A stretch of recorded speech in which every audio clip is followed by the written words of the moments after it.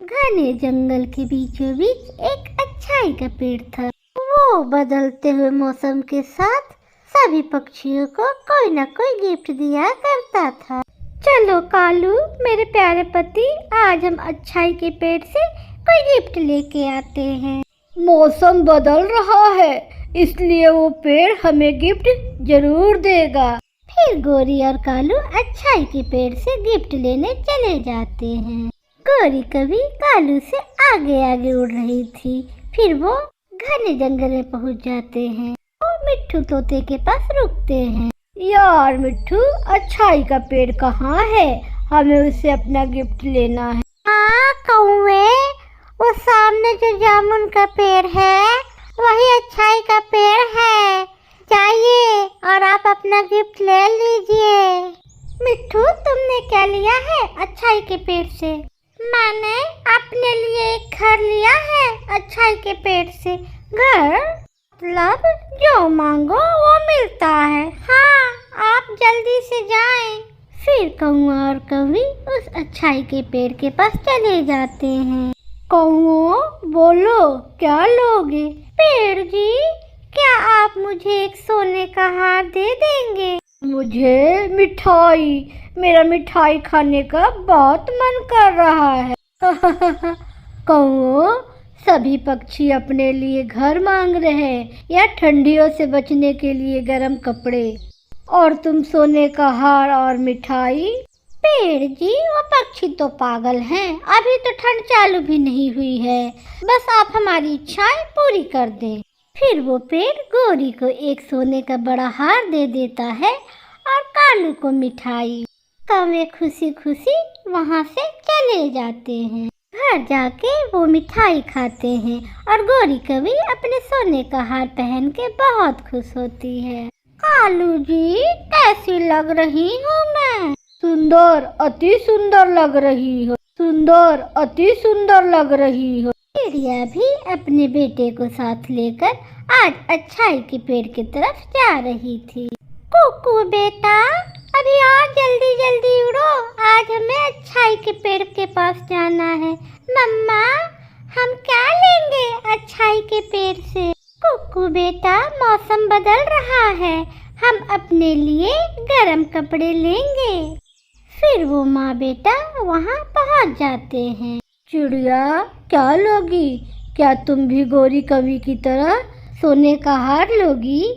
नहीं नहीं पेड़ जी, मेरे पास गरम कम्बल नहीं है। ठंड आने ही वाली है। आप मुझे गरम गरम कम्बल दे दें। और अंकल पेड़, मुझे गरम कपड़े, मुझे बहुत ठंड लगती है। बहुत अच्छा किया आपने जो मुझसे ठंड से बचने के कपड़े मांगे, क्योंकि 2-3 दिन में ही ठंड और बारिश दोनों जोरों से पड़ने वाले हैं। फिर वो पेड़ चिड़िया को गरम कम्बल और कुकू को गरम कपड़े दे देता है। माँ बेटे अपनी चीजें लेकर वहाँ से खुशी खुशी अपने घर के लिए चले जाते हैं। अपने घर के सामने गोरी कभी बैठी हुई थी। वो चिड़िया को बुलाती है। चिड़िया चिड़िया, मेरी बात सुनो। बताए गोरी बहन, तुमने अच्छाई के पेड़ से क्या मांगा? मैंने अपने लिए गरम कम्बल और मेरे बेटे ने अपने लिए गरम कपड़े लिए हैं। पागल चिड़िया, मैंने अच्छाई के पेड़ से अपने लिए एक बड़ा हार लिया है। देखो देखो, मेरा ये हार कैसा लग रहा है? सोने का हार तो बहुत सुंदर लग रहा है, लेकिन ये आपको ठंड से कैसे बचाएगा? अभी कौन सा ठंड आ गई है, ठंड आ जाएगी तो देखा जाएगा।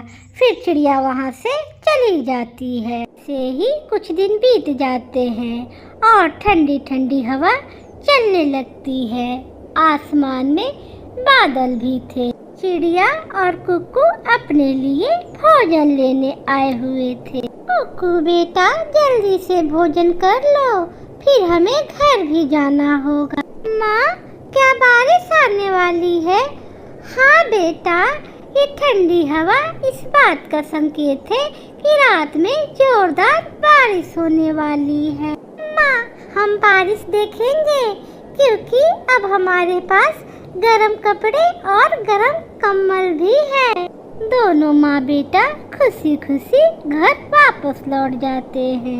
जूली, देखो देखो मेरा सोने का हार कैसा लग रहा है। मेरे पास समय नहीं है, बारिश आने वाली है, मुझे बहुत काम है। फिर जूली वहाँ से चली जाती है। सोने के हार से सभी जलते हैं। हरियाली, देखो देखो मेरा हार कैसा लग रहा है, बहुत सुंदर लग रहा है। लेकिन इससे अच्छा होता कि आप अच्छाई के पेड़ से ठंड से बचने के लिए गरम कम्बल मांग लिए होते। मुझे सोने का हार पसंद था, इसलिए मैंने अच्छाई के पेड़ से सोने का हार मांग लिया। ठीक है गौरी बहन, आप जल्दी अब अपने घर जाएं, जोरों के बारिश होने वाली है, मौसम बहुत खराब है। फिर हरियाली वहाँ से चली जाती है। जल गई, ये भी मेरे सोने का हार देखकर जल गई। गौरी जब घर पहुँचती है तो उसकी माँ आई हुई थी। गौरी, मेरी बेटी, बारिश होने वाली थी, इस चलते मैं तुम्हारे घर आ गई। कौन सा हमारे पास गरम कम्बल है जो आपको बारिश से बचाएगा? माँ चिंता ना करो, बारिश नहीं होगी। फिर आधी रात को तेज बारिश शुरू हो जाती है। गौरी, मुझे बहुत ठंड लग रही है, बेटी मुझे कोई गरम कम्बल दो।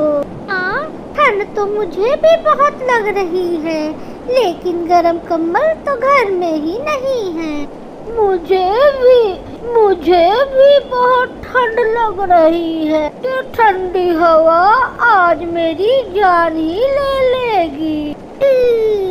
माँ, मैं अभी किसी पक्षी से गरम कम्बल मांग के लेके आती हूँ। फिर गौरी कभी हरियाली तोती के घर जाती है।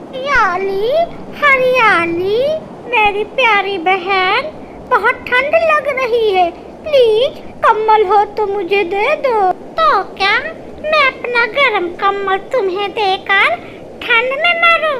जाओ यहाँ से। हरियाली बहन, मेरी बूढ़ी माँ आई हुई है। मगर हरियाली दरवाजा बंद कर लेती है। जूली, मेरी बहन, मेरी माँ ठंड में मर जाएगी, प्लीज अपने घर से गरम कम्बल मुझे दे दो। अपनी माँ से कहो कि तुम्हारा सोने का हार पहन के सो जाओ। ये सब तुम्हें पहले सोचना चाहिए था। अब दूसरे को परेशान ना करो, जाओ भागो यहाँ से। अब तो चिड़िया ही है जो मेरी मदद कर सकती है। फिर गौरी कभी चिड़िया के पास जाती है। फिर गौरी कभी चिड़िया के पास बहुत रोती है।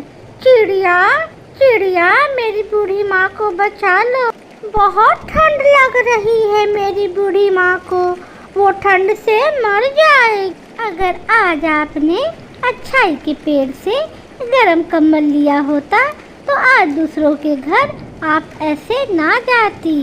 फिर चिड़िया गौरी कवि को अपना पुराना कम्बल दे देती है। धन्यवाद चिड़िया, पुराना ही सही, लेकिन ये हमें ठंड से तो बचा लेगा। गौरी की माँ और कालू कौआ उस पुराने कम्बल में बैठकर रात गुजारते हैं। दूसरी तरफ चिड़िया अपने घर में अपने बेटे कुकू के साथ गरम कम्बल में और गरम कपड़े में खुश बैठी हुई थी। हाँ, मैंने अब सोच लिया है, मैं कभी लालच नहीं करूँगी और आने वाले समय की चिंता करूँगी। प्यारे दोस्तों, हमारे चैनल को ज़्यादा से ज़्यादा सब्सक्राइब करें, कमेंट करें, लाइक करें, शेयर करें। धन्यवाद।